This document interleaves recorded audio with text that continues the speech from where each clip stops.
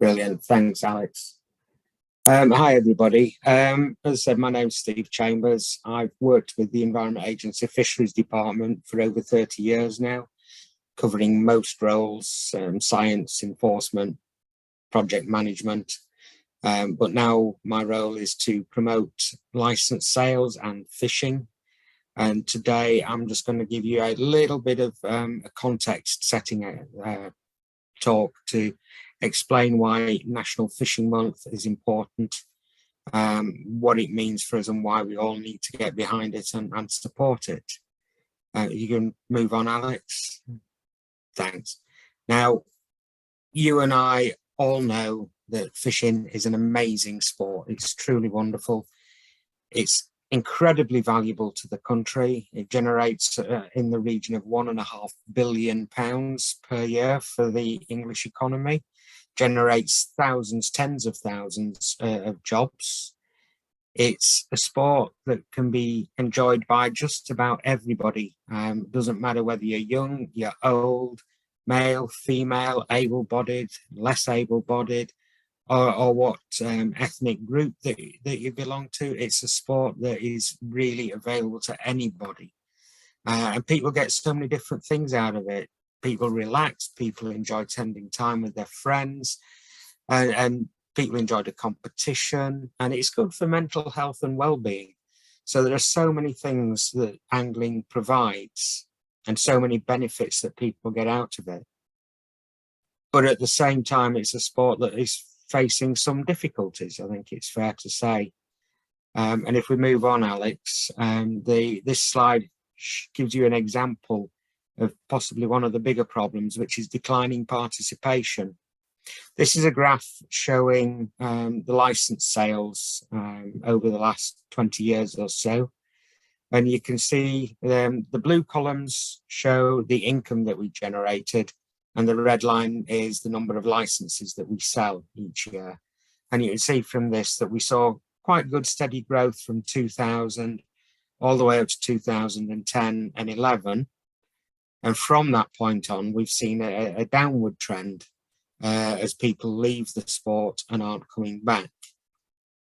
In 2017, there is a slight increase in income, and that's because in 2017, we put the price of the license up. That's the first time we've done that since 2010. So it went up £3 for an annual license after 7 years, and it's not gone up since. It's worth noting that, although I can't guarantee that will last forever. After that, income started to fall until we got to 2020. Now, I don't know if you noticed this or if you remember it, but there's a small thing called the coronavirus pandemic, which hit in 2020. And angling, along with everything else, was locked down and everybody was stopped from going out. And it was really a worrying time for everybody across the industry. But fortunately, the government relaxed restrictions on angling and golf after just 7 weeks. And I think it's worth noting that's in no small part to a lot of work going on in the background, particularly from the Angling Trust, who put a lot of time and effort into lobbying government and ministers to enable us to start fishing again. And what that did was generate a new interest, a new peak from people. And we saw participation rates go up and the amount of income we generated go up as well.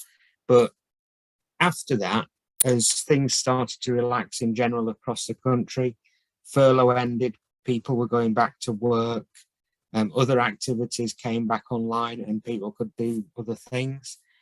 That increase in participation fell, and we saw something getting back more to the normal trend of decline. If you can press the next one, Alec. Yeah, but it's not all bad news. This shows the number of actual people buying licenses rather than the number of licenses that they buy. Some people who only buy short-term licenses, 1 day and 8 day, will buy several over a year. But what we were interested in was the number of people who actually go out fishing. And this shows that in 2021, we actually had more people fishing than in 2019. So taking out the COVID spike, we saw a slight increase in the number of anglers, which is brilliant news. It was only 15,000 more anglers going fishing, but that's the first time we'd seen any increase since 2010. So there is some cause for optimism, but we are facing problems in the future. And if you press the next one, Alec, what you will see here, this shows an age breakdown of people buying licenses. 2001 is the column on the left, 2020 the column on the right. And as you go up the columns, the different colour bands represent older anglers. And you can see from this that the proportion of older anglers has increased quite significantly from 2001 through to 2020. And what this shows us is that we are losing anglers. As people get older anglers will drop out of angling for a variety of reasons, ill health, available money, things like that. And we're not getting enough young people in to replace them. So the percentage of anglers of the older generations, myself included, is rising, and the number of younger anglers as a proportion is getting smaller, and that's just storing problems up for us in the future. And if you remember back to what I said at the start, the number of people who benefit from this, the economy, the number of people whose employment is dependent on angling, and all of the people who go fishing and derive so many benefits from it, will all suffer if the number of anglers falls and continues to fall. If you press the next one, Alex. And that's the reason why things like National Fishing Month are really important. It's a festival of fishing. It's a time to raise awareness and for people to get excited about fishing and to try and encourage new people into the sport. And without interventions like this, I think that we would see a continued decline in the number of people going fishing and the loss of benefits that go with that. So, I mean, I've given you there just a flavour of the reasons why it's important, not just for the Environment Agency to get money in, but for people who rely on fishing for employment and the people who enjoy fishing. It's really important that we encourage more people to go, and we give strength to the sport going forward into the future. So I'll hand over now to James from the Angling Trust to talk you through their involvement, and I'll leave it there. Thank you very much. Brilliant, thank you, Steve. I'm just going to pull up your talk now, James.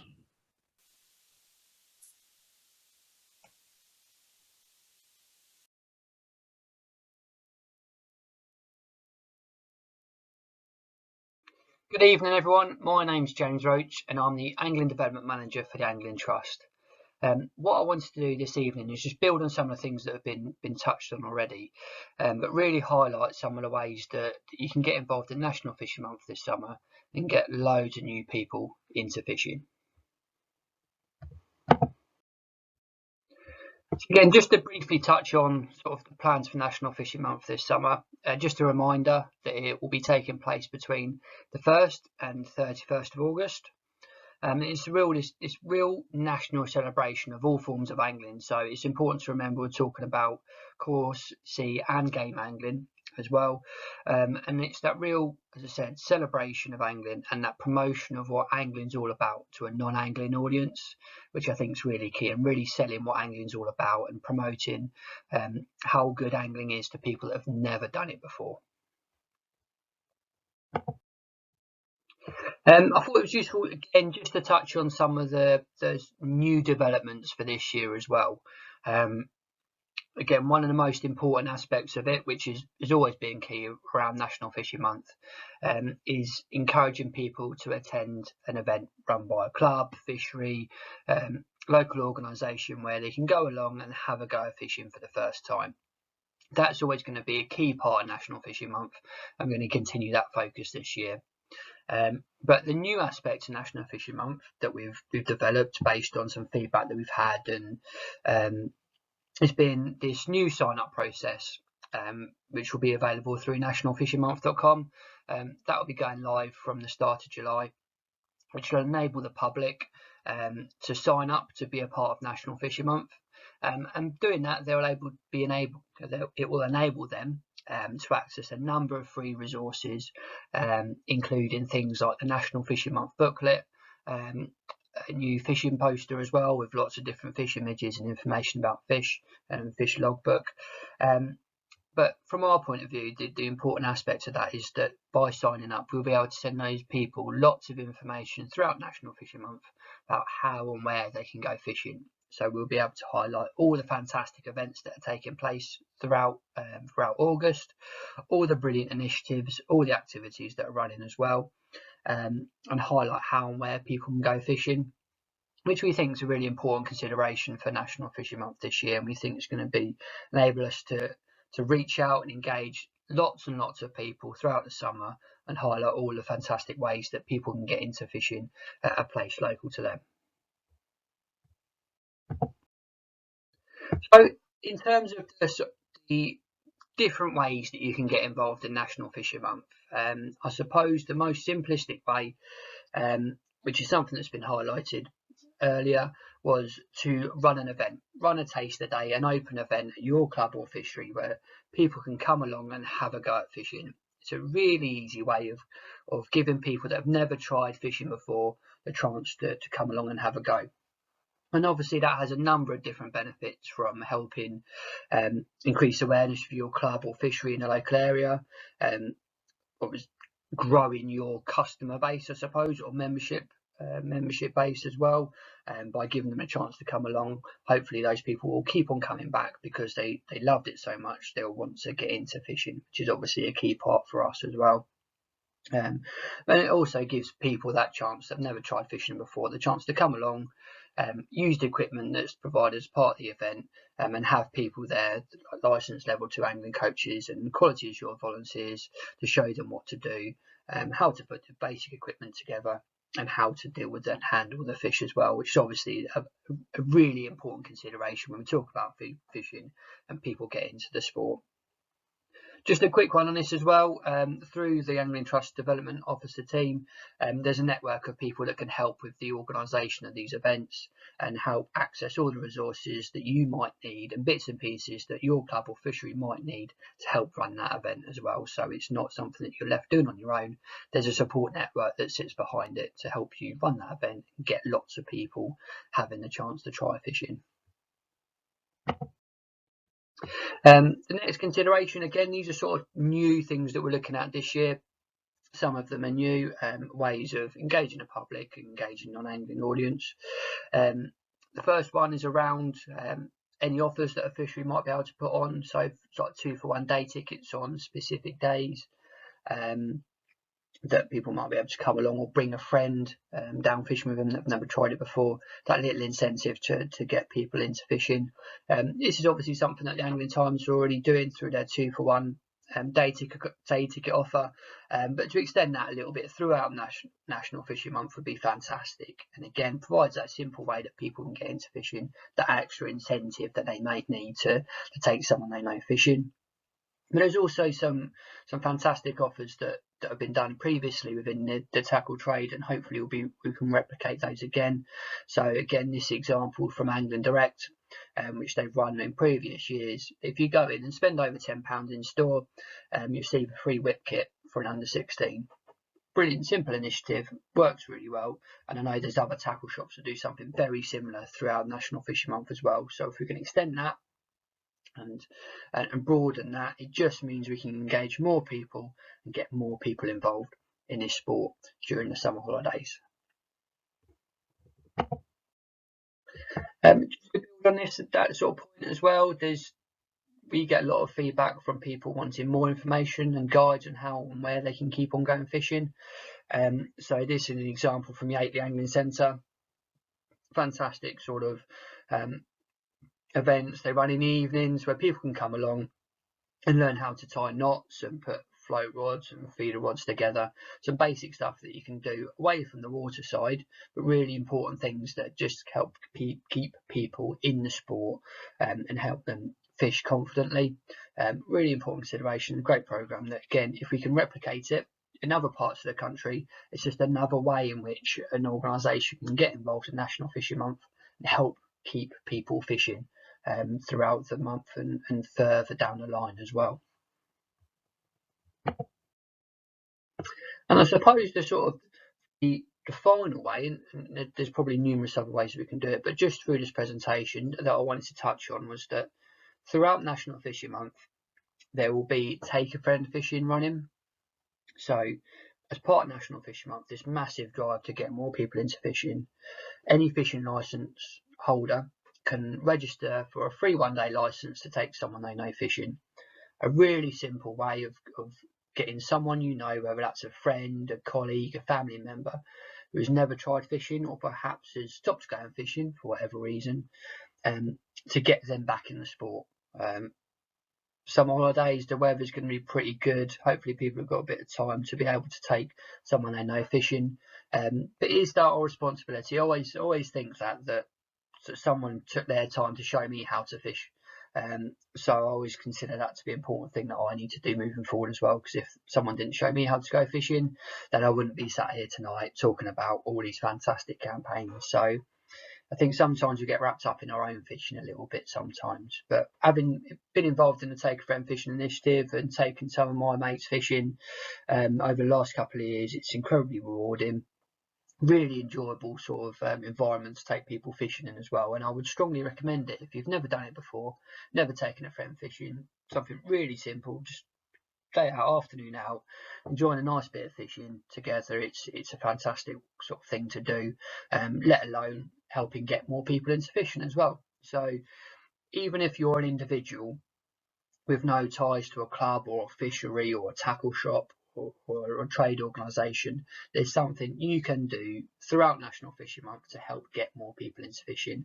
And if every single licence holder out there took someone they knew fishing this summer, we'd get a lot of people going fishing, which would be a fantastic thing to report back on. And I'm sure it'd be a fantastic thing for our sport that we would all benefit from as well. So obviously there's lots of different ways that people can get involved in National Fishing Month, and there's a number of things that we can provide to support that as well. So there's the animation that's on the slide there. That's something that we can send out to clubs, fisheries or organisations to utilise. Got things like poster templates, logos and images, through the Get Fishing event web page. There's an option to list all the events that you might, or activities that you're running, and probably quite importantly, and something that might get overlooked, there's that help and support to help run that event or activity that you might be thinking of through our network of regional development officers, and those sort of things will look at sort of health and safety considerations, things around safeguarding, so any concerns you might have around working with children and young people, and that general advice and support we can provide to make sure all events and activities are safe and enjoyable, not only for the people coming along and trying fishing, but also for the volunteers or coaches involved in running those events, that everyone can have a really enjoyable time and get loads out of it as well, which is what we want to do. This isn't just something doing for the Angling Trust, this is something to benefit angling as a whole, that we're all working towards to benefit and strengthen the wonderful world of angling. So there's lots of resources there available, and I think importantly as well, if there's any barriers that a club or fishery is facing when it comes to running an event or issues that they might have, we're here to try and overcome those barriers as well, and help access the resources and bits and pieces you might need to help run those events. So quick chat through with one of the regional development officers can help overcome a lot of the problems that you might face or you think you might have in running an event or activity.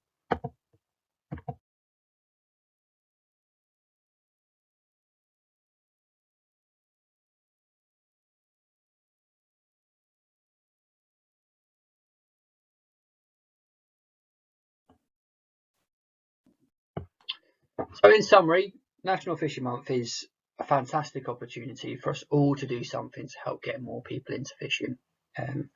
Whether you're an individual or a club or fishery or a tackle shop or other organisation, there's something that we could all do to help angling and get loads of people fishing this summer. We're really excited about the way that it's National Fishing Month's developing. We think we're going to engage loads of people this summer, see loads of new people coming in and trying fishing. And from our point of view, within the Trust, the ATA and the Environment Agency, we're really keen to reach out to non-angling people and promote National Fishing Month far and wide, and highlight how good fishing is to people that have never tried it before, so that they become involved in National Fishing Month, come along to a local event or activity and get into fishing. And that's something that we can all benefit from, importantly.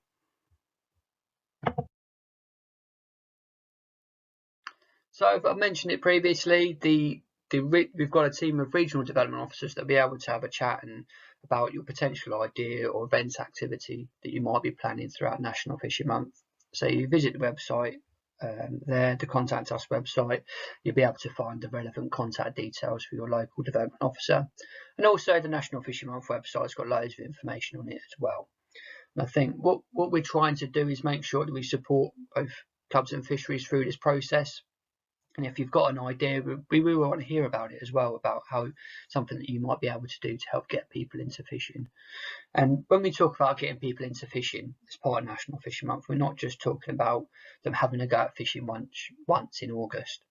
Through this new sign-up process that we've established, we're looking at getting these people fishing on a regular basis all throughout the year and providing information on where and how they can keep on going fishing, to make long-term, lifelong anglers, rather than just that one person that tries fishing for 20 minutes and never does it again.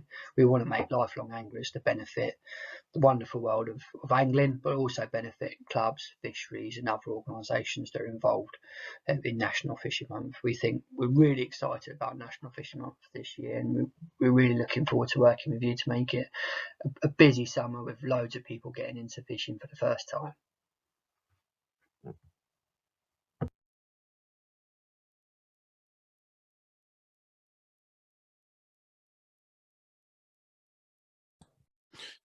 Brilliant. Thank you very much for that, James. And now we've got Andrew, who's going to give a bit of an ATA overview of involvement in National Fishing Month, and then we'll go straight into the panel discussion. So just a gentle reminder to anybody that's not popped the questions in yet, please do so using the chat box at the bottom. So Andrew, the floor is yours. Thank you very much. This is probably a bit of a first for the Angling Trade Association. We don't very often put our head above the parapet, but just for my pains, I am 30 odd years in the industry and owner and managing director of Reuben Heaton. And very early on, I realised, as have others in the industry, that in order to maintain a healthy industry and to encourage growth, we need to invest in the industry. And so the two initiatives that we're discussing tonight, the National Fishing Month and Take a Friend Fishing, were initiatives created many moons ago by the ATA. But more recently, since my tenure in 2020, we have taken everything up a gear, a lot of a gear, with the coming together of ourselves and Angling Trust and the Environment Agency. And for the first time now, we're seeing real investment, not only in time and money, but also investment from outside the major stakeholders, from individual coaches right through to fisheries and everything else, because there is a general enthusiasm in terms of angling. We all know why we started angling. And so just to put a little bit into context about the ATA, our mission statement is to protect, represent and promote the angling trade. And of course, that trade is reliant upon anglers, water and fish, and essentially the ability to go fishing. So we are, as a trade, very much focused on investment in all those areas. all levels of the trade, as I say, from self-employed right through to the multinationals who sit in our ranks. We cover freshwater, saltwater, we cover game, and we cover coarse, and we cover sea and predator, you name it, we're right across the board. We are working with, obviously, Angling Trust and the Environment Agency. We also work with Canal and Rivers Trust, DEFRA, CFAS and others to look at where improvements can be made, help with projects, lend support, whether financial or physical. But it's all sort of geared around a realization that the trade needs to invest. And so I think for the first time, we're probably coming out of the shadows a little bit with the help of the Angling Trust and Environment Agency to put forward a united front for an industry that has been lacking, I think, in a joint initiative for a while now. And hopefully through sort of development of industry standards, sort of codes of practice on our part, we can also help to promote careers in the industry, hopefully a bit more British manufacture for a greener industry and a lower footprint, but also to try and help businesses in the industry through information services that we provide, representation where issues occur. The most recent probably would be Brexit, causing consternation with import and export of bait and all other elements, and providing where we can industry benefits and marketing platforms for businesses to grow and develop. And at the end of the day, we're looking to increase footfall, you know, for retailers and fisheries. So, and we can provide all that from starting at less than £100 a year. And so that's the sales pitch over and done with. But since 2020, the cooperation that we've received from Angling Trust and the EA has not only improved the potential for the work that we're doing, but it's also opened the eyes of the trade to what's going on around us and what we need to invest in. And it's not always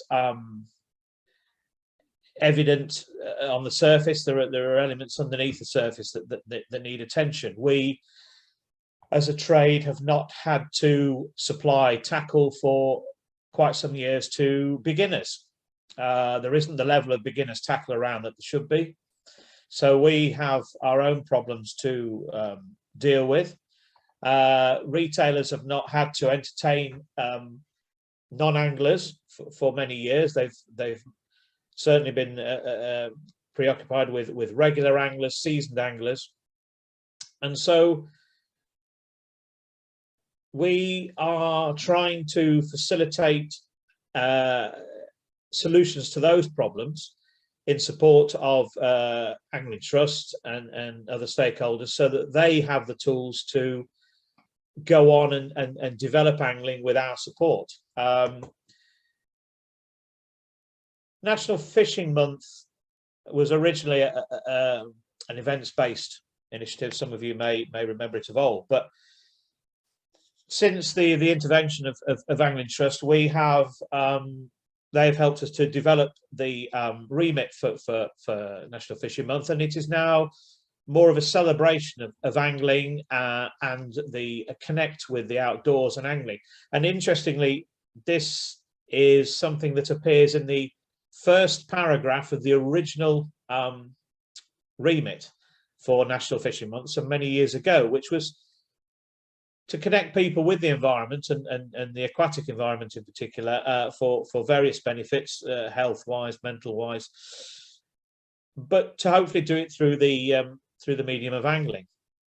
And so we are very much in support of the widening of the remit and the ability with the trust to start to connect with, you know, all groups in terms of angling, as has previously been mentioned. So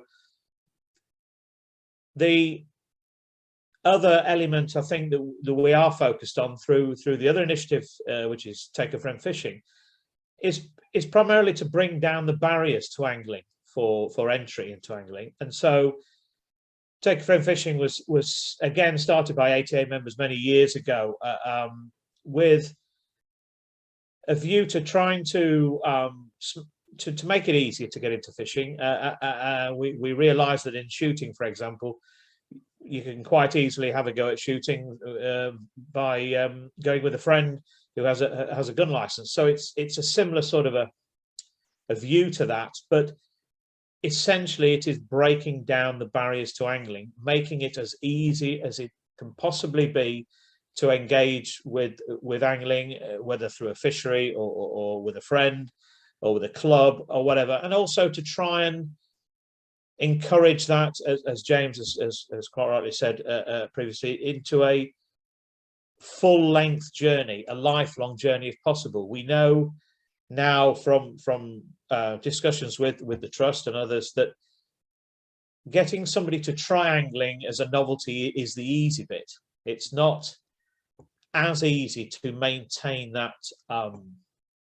journey. And so when you look at the original versions of NFM and TAF, they were fairly narrow in their viewpoint in terms of that journey. It was just essentially trying to get people kick-started and letting them then get on with it. We now know that that is not quite the case, because we know that there is far more competing with people's leisure time than there used to be back in the 70s. So we as an industry will continue to develop these initiatives with the Trust and the Environment Agency, try and widen that engagement across as many public sectors as we can, as many social groups as we can. And we do have many more cooperative projects planned, hopefully, for the future. The second element, obviously, that we are focusing on through these initiatives is the work with the Environment Agency, and to raise the profile for EA and the awareness in particular of what they do, and the commitment to the waterways and angling, and to sort of help them to develop a knowledge of where the licensing money goes, why it's important that people buy a license, and to try and sort of engender that sort of commitment, hopefully from the anglers right through to the big multinationals, as I said before. It is a fantastic sport. It is a rare beast in terms of it has no barriers when it comes to engagement, able, disabled, male, female, the list is endless. And we all know as anglers why we engage with the sport, because of the mental element of it. A true angler can go for a day's fishing and not catch anything and still have benefited from the day out. And so we try to spread that word through the initiatives, and hopefully by coming onto forums like this, which the Trust have greatly set up for us, we can hopefully answer some questions about the trade, whether we can help businesses engage, or whether we can give advice in terms of business, and really help to drive the industry forward, and hopefully improve footfall, as I say, through retailers and fisheries. So if there's anything on that side that you want to ask me, or you think about afterwards, please do drop a line to us, and we'll be glad to hear from you. So thanks very much.